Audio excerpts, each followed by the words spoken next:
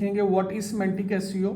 वो 7 स्टेप्स कौन से हैं जिनको फॉलो करके हम अपनी एसईओ को सिमेंटिक एसईओ बना सकते हैं। तो जो सबसे पहला स्टेप है सिमेंटिक एसईओ को, that is look at the topic. आपने अब क्या करना है, गूगल ने अपने आप को इतना इंप्रूव कर लिया एनएलपी की वजह से कि गूगल विद इन सेकेंड पूरा का पूरा आर्टिकल रीड कर लेता है और वो देखता है कि एक आर्टिकल के अंदर कीवर्ड्स कितनी दफ़ा रिपीट किया गया। अगर उसकी परसेंटेज एक स्पेसिफिक अमाउंट से ज़्यादा है तो वो उन आर्टिकल्स को रैंक नहीं करता। अब गूगल रैंक कर रहा है टॉपिक के लिए। टॉपिक क्या होता है, बेसिकली हमारे पास एक एंटिटी का कॉन्सेप्ट है। एंटिटी हमारे पास कोई नाउन होता है और उस नाउन के अंदर डिफरेंट कीवर्ड्स आ जाते हैं। तो आपने कोशिश ये करनी है कि आपका जो भी आर्टिकल होगा उसके अंदर आपने कीवर्ड्स के ऊपर फोकस नहीं करना, आपने टॉपिक पे कौन सा फोकस करना है। मैं आपको सिंपल यहाँ पे एग्जांपल देता हूँ। लेट्स सपोज आपने मंथ स्टैक लिया, तो अब आप देखें कि मंथ स्टैक के ऊपर आप कौन कौन से आर्टिकल बन सकते हैं। कोशिश करें कि आप मंथ स्टैक के ऊपर कोई 40 आर्टिकल या 20 आर्टिकल बनाएं, तो वो एक टॉपिक है। जैसे मैथ्स के अंदर हमारे पास अलजेब्रा एक टॉपिक है। स्टेप नंबर 2 क्या है जी, स्टेप नंबर 2 है आपने अपने आर्टिकल के अंदर 5 W's को यूज करना है और 1 H का यूज करना है। बेसिकली आपने यूज करना है व्हाट, आप जो टॉपिक है वो क्या है, what is the topic.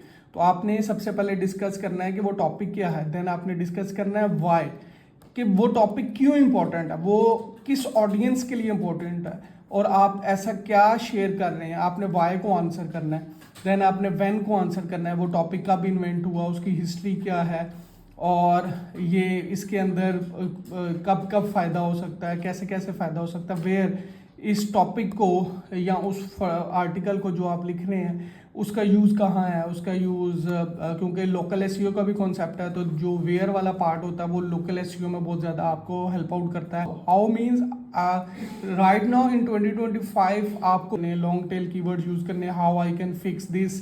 Step number 3, you should add schema markup in your article. Schema markup is नली FAQs. You can add FAQs in your articles. You can add different events related to the topic. Let's suppose if you are discussing something about the history, so what events happen regarding this.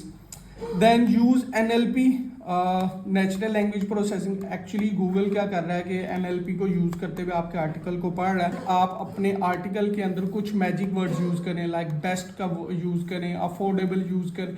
There are multiple magic words जिनको आप use कर सकते हैं। नंबर 5 में what you have to do, you have to create sub articles, like on one topic you can create multiple sub articles. Like if you are writing about what is SEO, so you have to cover all the related articles that can publish on the SEO, and make sure one article should be the pillar. आपके पास जो एक article हो वो आपका main article हो और बाकी आपके जितने सब आर्टिकल्स हैं वो आपके मेन आर्टिकल के साथ इंटरकनेक्टेड हो with tags and internal linking. Point number 6 is you have to use long tail keywords, like मैंने यहाँ पे एक एग्जांपल दी है, where I can buy lightweight shoes. तो आप lightweight shoes कहाँ से खरीद सकते हो, तो ये एक लंबा कीवर्ड है। अब नेक्स्ट जो मैंने स्टार्ट में पॉइंट नंबर 1 पे बात की थी एंटिटी की, तो यहाँ पे मैं उसको एक्सप्लेन कर रहा हूँ पॉइंट नंबर 7 पे। Is like a noun. Entity कहते हैं डेटाबेस के अंदर, अगर हम डेटा को बेस पढ़ते हैं तो उसमें एक एंटिटी होती है, एक फील्ड होती है जो कि डेटा होल्ड करती है। तो गूगल एक सर्च इंजन है जिस डेटा उसने ऑर्गेनाइज किया है इन दी फॉर्म ऑफ एंटिटीज। तो आपने क्या करना है, आपने गूगल के जो कॉन्सेप्ट रिकॉग्नाइजेशन है उसको समझना है। लाइक जो टॉपिक रिकॉग्नाइजेशन है जो 2025 में सिमेंटिक एसईओ चल रही है, it's all about concept recognization. तो कॉन्सेप्ट रिकॉग्नाइजेशन के लिए आपको एंटिटी का पता हो।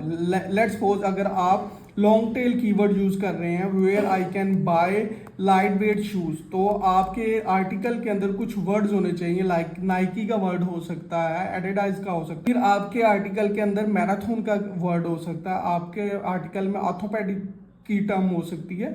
इन टर्म्स की बेसिस के ऊपर, क्योंकि ये इंटरकनेक्टेड, और मैंने आपको बताया कि गूगल पूरा पूरा आर्टिकल विद इन सेकेंड्स पढ़ रहा है और वो कीवर्ड स्टफिंग वालों को डी रैंक कर रहा है।